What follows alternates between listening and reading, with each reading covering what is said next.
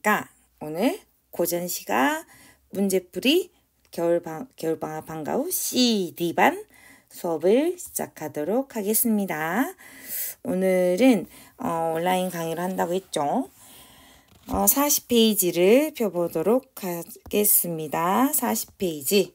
선생님 것은 스캔본이라서 조금 흐릿하죠. 그래도 여러분하고 책이 똑같은 책이니까 자세히 한번 봐보도록 할게요. 항상 이런 작품이 나타나면 우리가 이제 문학 작품은 항상 문제부터 보면 좋다고 했습니다. 자, 서경별곡은요. 우리 장르는 뭐가 되겠죠? 딱 봐도 고려 가요라는 것을 금방 알 수 있을 거예요. 그래서 먼저 제목에다가 고려 가요라고 이렇게 적어놓고, 고려 가요는 특징이 있습니다. 애우라고 했죠. 뭐예요? 사문보, 후렴구, 분연체. 이렇게 분연체는 뭐예요? 연을 나누어서 연이 나누어진다 라는 거죠. 이 세 가지의 특징을 갖고 있는 고려 가요이다. 자, 그러면 이제 문제를 봐야겠죠. 2번을 봅시다. 이렇게 이제 2번의 문제를 보면 이런 보기에 힌트들이 나와 있어요. 서경별곡의 화자는 사랑하는 임과 이별한 슬픔을 드러내고 있으나 이별의 정한을 노래한 전통시가에 등장하는 여성 화자들의 보편적인 태도와는 다른 모습을 보여준다. 이별의 정한을 노래한대. 그러면 이게 주제인가 봐요. 그죠? 주제인데 조금 태도가 다르대. 그리고 임과의 사랑을 위해 자신이 소중하게 여기는 것들을 일체의 망설임 없이 포기하고, 화자가 좀 담대하나 봐요. 대담하다는 거죠. 자신이 처한 상황을 적극적으로 거부하는 모습이 그것이다. 놀래bus어요. 다 나와버렸네요. 이게 이 작품의 특징입니다. 그리고 감정을 표현하는데도 되게 적극적이에요. 그러면 이게 이 작품의 특징이거든. 그러면 이런 것들을 우리가 찾아보면서 문제를 풀어보면 좋겠죠. 알고 풀면 훨씬 쉽다. 답이 이미 나와 있다라는 것을 알 수 있습니다. 그래서 모든 문학 작품은 낯선 게 나와도 당황하지 말고 이런 문제를 찾아보면 먼저 문제를 보기를 읽고 풀면 좋다라는 거 잊지 마시고, 자, 그러면 이런 작품들은 고려가요는 후렴구다. 후렴구나 여음 같은 것들은 의미가 없잖아요. 의미가. 그래서 한번 먼저 지우고 시작하도록 할게요. 그래서 지우는 것은 좀 어두운 색으로 해가지고 좀 두껍게 해서 선생님이 지워보도록 하겠습니다. 자, 이런 거 있죠. 좀 너무 두껍고요. 좀 색깔도 좀 더 진한 거 있잖아요. 좀 진하게 해가지고 이런 걸로 지워보도록 할게요. 이거 색깔이 안 진해지네요. 이렇게 진하게 한번 해보도록 하겠습니다. 자, 할게요. 자, 됐다. 이렇게 위두어렁형, 아질가 위두어렁형, 아질가 위두어렁. 이런 것들은 지금 여음과 후렴구거든요. 다 지워버리고 내용만 보기 위함입니다. 다음에 여기도 아질가 위두어렁형, 이거 형광펜으로 지워버리니까 난한도 여음이죠. 아질과 위두어렁형, 아질과 나는 위두어렁형 지우고요. 아질과 위두어렁형, 아질가 지우고, 아질가 위두어렁형, 위두어렁형, 아질가 위두어렁형, 아질가 나는 위두어렁형. 이런 것들은 지금 그 의미 없이 고려가요가 궁중에 편입되면서 그 의미 없는 그 내용들입니다. 그럼 이제 내용을 한번 볼게요. 자, 1년에 보면 이것은 그 옛날 수도죠. 평양이죠. 그 당시에 그 고려 시대의 그 서울이라고 보면 됩니다. 서울이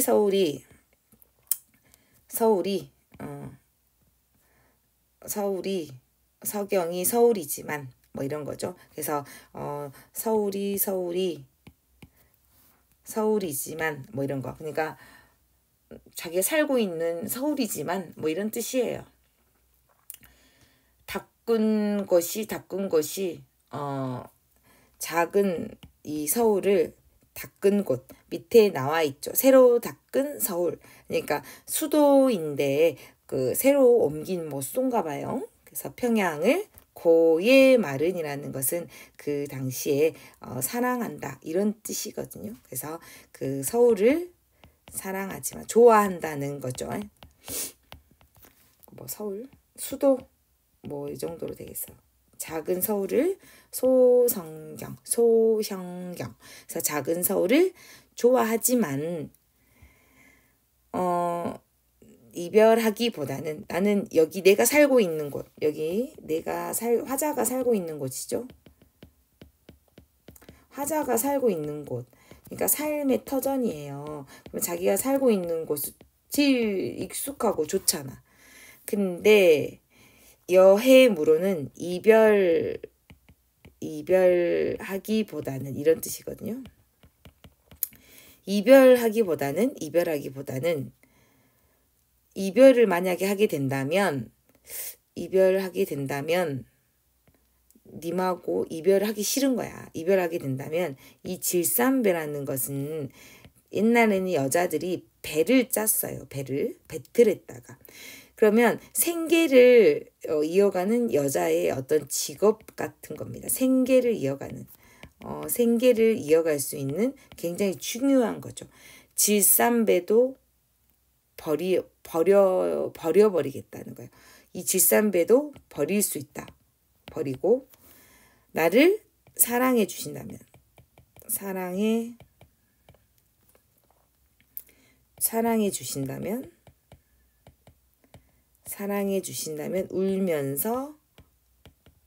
울면서 따르겠습니다. 이거야. 내가 살고 있는 이 터전도 너무 좋아하지만 님이 떠나고 님이 이 같은 이곳에서 함께 살지 못하고 님이 나를 버리고 떠나려고 한다면 내 직업도 버릴 수 있다. 이별만 하지 않는다면 모든 걸 버리고 나는 내가 살던 곳도 떠나고 직업도 버리고 당신을 따라가겠다 이런 거예요. 어마어마하지 않니? 그래서 여기 이제 이 1년은 뭐냐면 이별을 적극적으로 거부하고 있죠. 이별을 거부하는 마음을 표현하고 있습니다. 굉장히 적극적이잖아요. 적극적. 그래서 아까 이번에 나왔던 그 네모 안에 있는 내용이 나온 겁니다. 자, 이거 보세요. 구술이야. 구술은 사랑입니다. 구술이 바위에 부딪혀요. 바위에 부딪힌다고 하면 그 구슬을 깨고 있던 끈이 끊어지겠습니까? 이런 뜻이거든요. 끊어지겠습니까? 근데 끊어질 수 있죠. 근데 안 끊어진다라는 뜻이에요. 안 끊어진다. 답은 뭐예요? 안 끊어진다. 그러면 천년을 외롭게 살아간들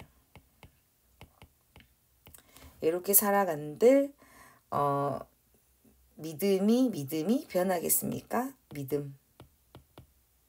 믿음이 그치겠습니까? 변하겠습니까? 변하지 않는다. 그죠? 그러면 이것은 지금 여기 이어는 뭐가 되겠어요? 님에 대해서 사랑도 믿음도 변하지 않는다라는 거죠. 그래서 이어는 님에 대한 변함없는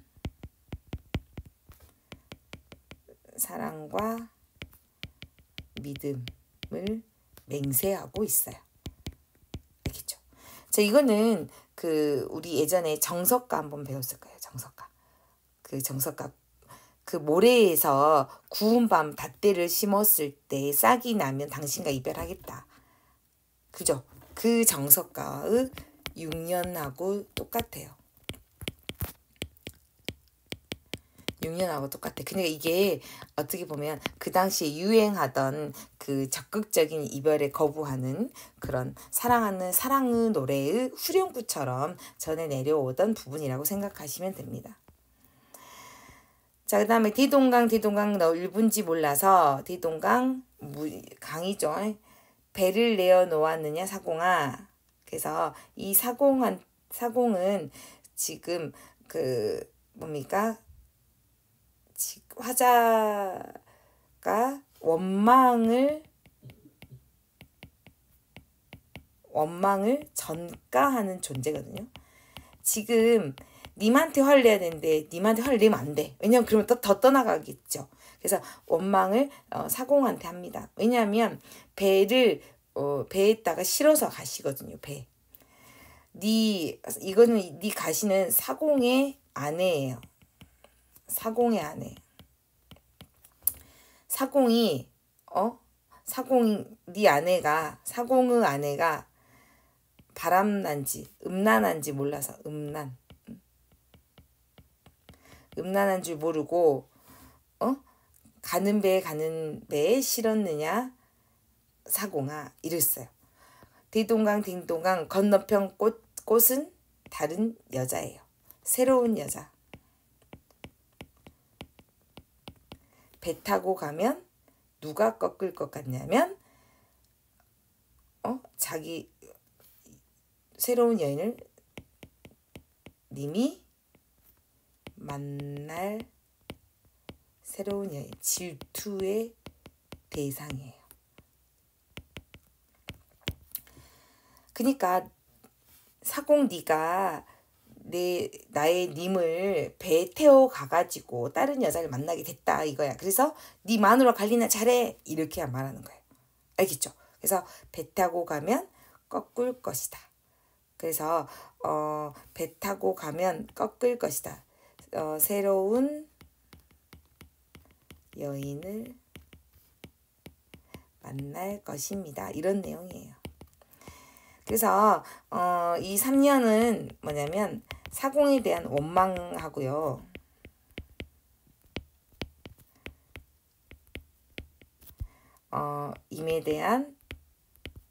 임을 못 믿고 의심하죠. 불신이 나타나 있습니다. 그래서 굉장히 떠나는 님에 대한 원망과 걱정이 나타나 있죠. 한마디로 주제는 이별하는 상황에 대해서 되게 걱정하고 한이 보이는 거죠. 주제는 이별의 정한이에요.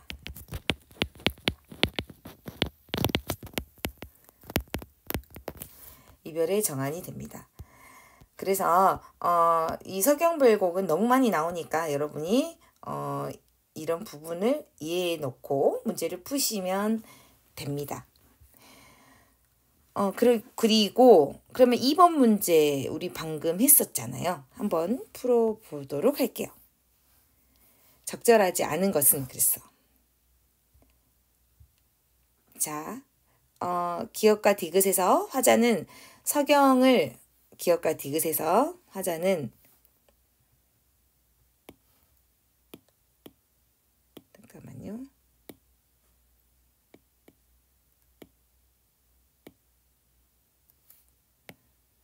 이것이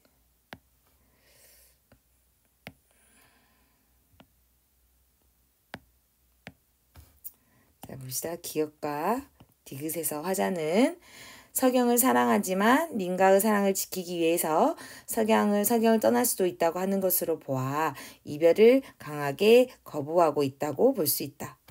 어때요? 맞네요. 그쵸? 자, 디귿에서 그 다음에 니은에서 화자는 님과 이별하지 않기 위해 생업까지 버릴 수 있다고 하는 것으로 보아 적극적인 성격임을 알 수 있군. 맞죠? 2번도. 3번 리을이 어디 있죠? 리을이죠. 여기죠. 하자는 님과 인연을 끈에 비유하여 님이 떠남으로써 인연이 끊어질 것을 염려하고 있다. 어째 끊어지겠습니까? 내가 아니요, 끊어지지 않는다라고 했어요. 그래서 이번의 답은 뭐가 되겠어요? 3번이 되겠죠. 끊어지지 않는다라고 생각을 하고 있죠. 그죠? 그다음에 미음에서 하자는 영원히 함께하고 싶은 님이 자신을 떠나가자 님을 실어 대동강을 건너게 해준 사공에게 화풀이를 하고 있군. 왜 빈배에 왜 우리 님을 얹었어? 싫었어? 라면서 화를 내고 있죠. 비읍에서 하자는 님에 대한 집착과 질투의 마음을 솔직하게 드러내고 있어요. 배를 타고 가면 다른 여자를 꺾을 것이다. 다른 여자를 만날 것이다. 라고 말을 하고 있죠. 맞잖아요. 자, 이렇게 풀면 되겠어요. 그 다음에 이제 마지막 부분 3년을 가지고 보기와 비교한 내용을 보도록 하겠습니다. 이 보기는요. 정지상의 송인이라는 한시입니다. 자, 이거 주제는요. 이별의 슬픔에 대한 이야기예요. 이런 것들은 1, 2, 3, 4, 5, 6, 7원 절구죠. 한시죠. 이런 것은 4글자, 3글자 이렇게 읽어요. 근데 뭐 그렇게 안 하더라도 뭐 그게 다 해석이 돼 있으니까. 긴 언덕에 풀빛이 푸르른데. 남포에서 님 보내며 슬픈 노래 울먹이네. 남포는 이제 이별의 공간이 됩니다. 풀빛은 자연은 되게 영원한데 나는 슬퍼. 그죠? 나는 슬픕니다. 나는 슬퍼요. 그쵸? 대동강 물이야 언제나 마를 거냐? 내가 해마다 이별 눈물을 강물에 더해요. 왜냐면 자기 눈물 때문에 눈물을 더하니까 대동강 눈물이 안 마른다. 이런 것들을 과장법이라고 하죠. 도치법. 더했기 때문에 눈이 안 말라. 물이 안 말라. 뭐 이런 것들. 그래서 이별의 슬픔에 대해서 굉장히 과장되게 표현을 하고 있다라는 거죠. 그래서 이런 문제들은 여러분이 1번과 3번은 여러분이 딱 멈추고 문제를 풀어보셨으면 좋겠습니다. 충분히 풀 수 있을 것 같아서 제가 이런 것까지 풀어주면 별로 공부가 안 되잖아요. 그래서 여러분이 풀어보시기 바랍니다. 자, 다음 페이지로 갈게요. 자, 요거는요. 이제 또 시조가 나왔네요. 자, 까마귀 눈비 맞아. 까마귀 눈비 맞아 희는 듯 검노매라. 야광명월이 밤인 듯 어두우랴. 님 향한 일편단심이라 고칠 줄이 이게 딱 금방 나오죠. 야광명월은 뒤에 뭐라고 나왔어요? 밤에 밝게 빛나는 달이에요. 밤에 밝게 빛나는 달이 밤이라고 어둡겠느냐. 밤에도 밝대. 그러면 님 향한 일편단심도 어째요? 일맥상통한 거죠. 그것은 굳은 절개를 표현한 겁니다. 님을 향한 거예요. 자, 그런데 까마귀는 눈을 맞았는데 까만데 눈을 맞으니까 하얗다가 검었다가 막 이러겠죠. 자, 그러면 이것은 뭘 표현한 거겠어요? 간신을 표현한 거죠. 그러면 요것은 전부 굳은 절개를 표현하고 있고 님을 향한 굳은 절개예요. 그래서 주제는 님을 향한 굳은 절개입니다. 되게 쉽죠? 넘어갈게요. 의지적이에요. 의지적인 시조입니다. 쉬워서 넘어갑니다. 여기에서는 까마귀하고 뭐가 대조가 돼 있어요. 시조의 대조가 까마귀하고 야광, 명월이 시조가 대조가 소재가 대조가 되는 거죠. 그렇죠? 까마귀는 간신이고 야광, 명월은 충신이 되겠죠. 달이잖아요. 밤에도 밝은 달. 됐죠? 자, 나로 갑니다. 청렬 높은 봉을 끼어 넘는 저 구름아. 높은 봉이 완전 높아. 구름아 구름을 불렀어. 구름에게 말을 해요. 억울함을 호소하고 있어요.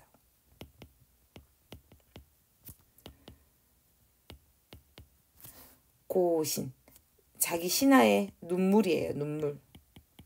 눈물을 비를 이 구름 속에다 비를 넣어가지고 님 계신 구중 심처에 뿌려라. 구름아 내 눈물 좀 가져가서 뿌려보라. 이 높은 봉이라는 것은 어떤 시련, 고난을 말하겠죠. 눈물은 억울함을 표현한 거예요. 그러면 이 구름은 뭐겠어? 화자의 억울함을 호소하는 대상이 됩니다. 알겠죠?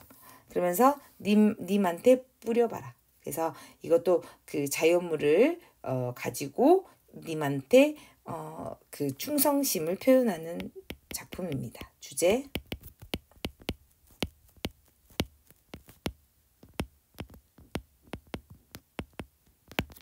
자, 그 다음에 3번.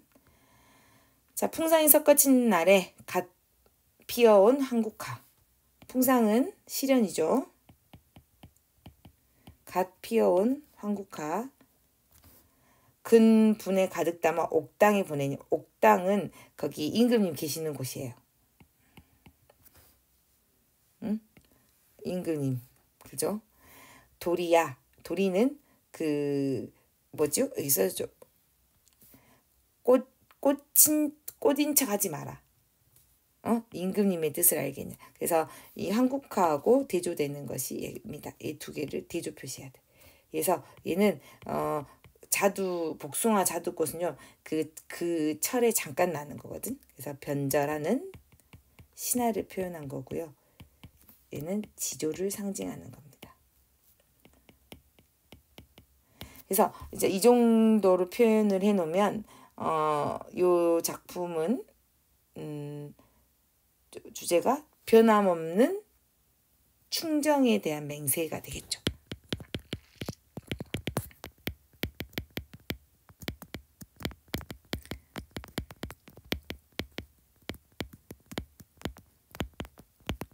됐죠? 자, 그래서 이거는 내용도 간단하고 문제도 어렵지 않기 때문에 빨리 풀어보시도록 하겠습니다. 세 문제 풀어보세요. 자, 다음 페이지 넘어갑니다. 자, 문제를 풀 때는 이걸 딱 멈춰놓고 영상을 멈춰놓고 문제를 풀고 채점 맨 다음에 그 다음 페이지로 넘어가 주시면 되겠어요. 자, 도산 12곡 갑니다. 도산 12곡은 12곡이죠. 말 그대로. 그러면 얘는 어떻게 이루어져 있냐면 전 6곡과 후 6곡으로 이루어져 있어요. 전 6곡은요. 언지로 이루어져 있고요. 언학으로 이루어져 있어요. 둘 다 자연을 가지고 자연에서 뜻을 즐거움을 찾습니다. 뜻지자죠. 이건 배울 학자거든요. 똑같이 자연인데요. 자연에서 깨달음을 얻어요. 어떤 깨달음을 얻냐면 학문에 대한 깨달음을 얻습니다. 자, 그러면 이런 식으로 되어 있구나. 알겠죠? 자, 이런 내용으로 되어 있어요. 자, 이 작품도 마찬가지로 이것도 연시조입니다. 자, 이것도 문제 2번부터 보도록 하겠습니다. 자, 보세요. 이왕은 과거에 합격한 후 높은 벼슬까지 이르렀으나 벼슬의 큰 뜻을 두지 않았다. 빈번한 사화로 인해 혼란스러운 정치적 상황 속에서 이왕은 벼슬에서 물러나 고향에 직거하며 학문의 뜻을 두고자 하였다. 그는 고향의 아름다운 자연 속에서 풍요를 즐기는 한편 서원을 지어 제자를 가르치며 학문에 몰두하였다. 그 결과 만년에 이왕은 더욱 심오한 학문의 경지에 이를 수 있었다. 있어요. 그러니까 자연 속에서 학문의 어떤 뜻을 깨닫게 된 거예요. 알겠죠? 그래서 이제 이런 내용을 잘 풀어서 답과 연결 지으면 돼. 잘 수 있겠죠. 앞으로 갑니다. 자, 그러면 요거 작품 잘 보세요. 6개가 나와 있는데요. 이렇게 가릴 수 있습니다. 여기 보면 언지라고 해가지고 1, 2, 4가 나와 있고요. 여기는 언학이라고 해가지고 1, 5, 6이 나와 있죠. 1, 5, 6이 나와 있어요. 이렇게 나눌 수 있겠죠. 내용을 볼게요. 이런들 어떠하며 저런들 어떠하리. 어떠하려. 자, 이 하려 어떻습니까? 다 모두 서리법입니다. 자, 이런들 어떠하려 저런들 어떠하려. 자, 그 다음에 뭐예요? 대꾸법이죠. 이렇게 산다고 어쩌요? 저렇게 살면 어쩌요? 어쩝니까? 달관의 삶의 태도. 인생 무상의 삶의 태도를 보여줍니다.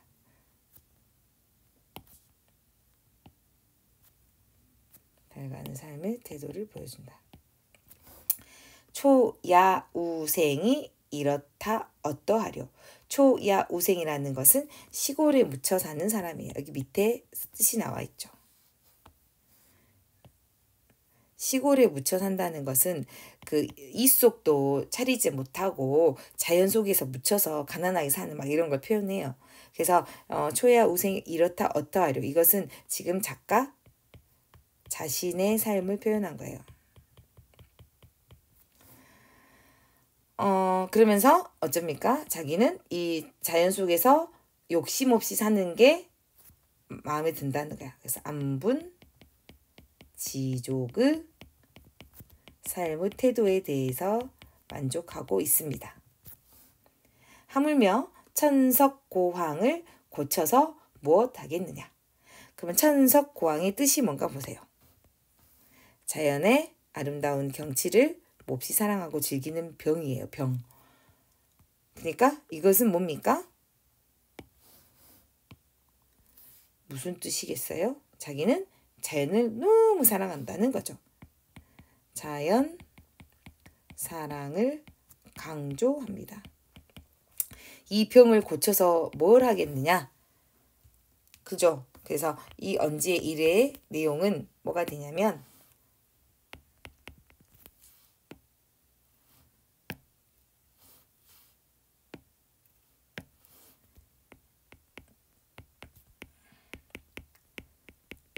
자연에 대한 지극한 사랑이 됩니다. 이해되시죠? 자, 두 번째로 갈게요. 연하로 집을 삼고 풍월로 벗을 삼아. 이것도 대꾸법이죠. 연하라는 것은 안개와 노을로 집을 삼고 바람과 달로 벗을 삼아. 자연이죠, 모두. 그죠? 어쩝니까? 자연과 동화된 삶을 살겠다.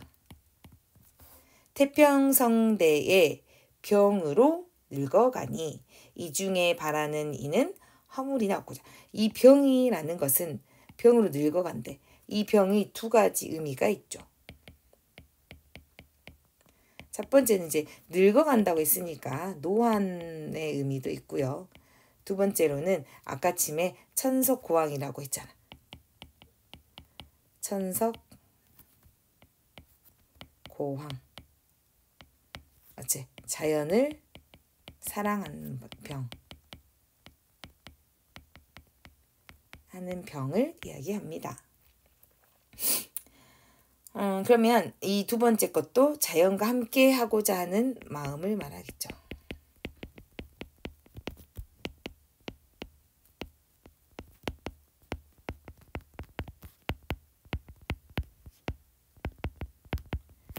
이 중에 바라는 이는 뭐 허물이나 없고자 한다. 뭐 이런 뜻이겠잖아요. 그죠? 그다음에 유라는 난초죠. 난초가 골짜기에 피니 자연이 듣지 좋아해. 백운이 산에 있으니 자연이 보아하니 좋아해 이런 거야. 그러니까 이것은 모두 뭐냐면 대꾸법이면서 자연을 너무 사랑해. 대꾸법이죠. 이 중에 피임이 일있니 더욱 잊지 못하네. 그래서 미인이라는 것은 임금을 이야기하는 거거든. king. 그래서 연군 지정을 표현하고 있습니다. 그죠? 여기서 이것은 4번 연군 지정. 임금을 사랑하는 마음. 됐죠? 자, 그 다음에 이 나머지 3개는요. 전부 공부와 관련된 거예요. 자연 속에서 공부를 다 학문의 어떤 뜻을 알게 돼요. 천운대를 돌아들어 완낙제의 소세한데 뭐 이런 것을 맑고 깨끗한데 만권생애로 즐거운 일이 무엇이냐. 만권생애라는 것은 공부죠. 공부. 즐거운 일. 공부는 만권이 즐겁다. 무궁하다. 이 중에 왕래풍류를 오가면서 즐기는 풍류를 알아서 무엇할 것인가. 그래서 공부하는 즐거움을 표현한 거예요. 그래서 독서의 즐거움을 표현한 겁니다. 청사는 어때하라. 이것도 자연이지만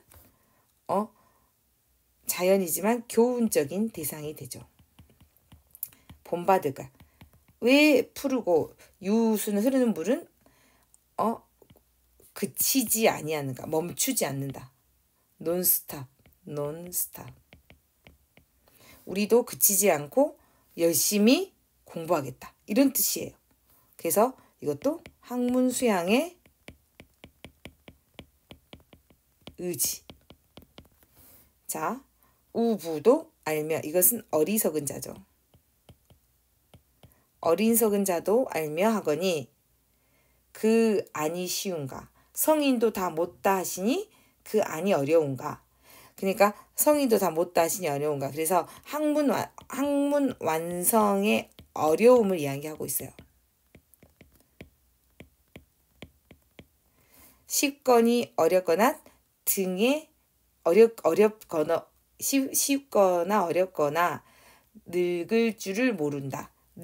늙을 줄도 모르고 늘 공부한다. always로 어떻게 쓰냐. 갑자기 안 모르겠다. always 항상. 그치. 그래서 항상 공부한다고 해. 항상 공부. 그래서 학문 정진에 몰두하는 거예요. 그래서 영원한 여기는 영원한 학문 정진의 길을 말합니다. 됐죠? 그러면 문제 쉽게 풀 수 있어요. 그래서 이것은 여기까지는 자연의 풍류, 여기는 공부 열심히 하자. 그 도산 12곡은 그런 내용으로 이루어져 있습니다. 자, 너무 길어지고 있지만 오늘 면왕정각까지 하려고 했는데 너무 길어지면 이 영상이 안 올라갈 것 같아요. 그래서 오늘 여기까지만 하시고 45페이지까지 문제 풀어가지고 월요일날 꼭 학교에 결석하지 않고 와주셨으면 좋겠습니다. 알겠죠? 면왕정가는 또 중요한 내용이니까 이렇게 오늘 고생하셨고요. 모든 것들 한 번씩 더 읽어보고 여기 나온 작품들은 모두 중요한 내용들이니까 꼭 기억할 수 있도록 하게요. 오늘 고생하셨습니다.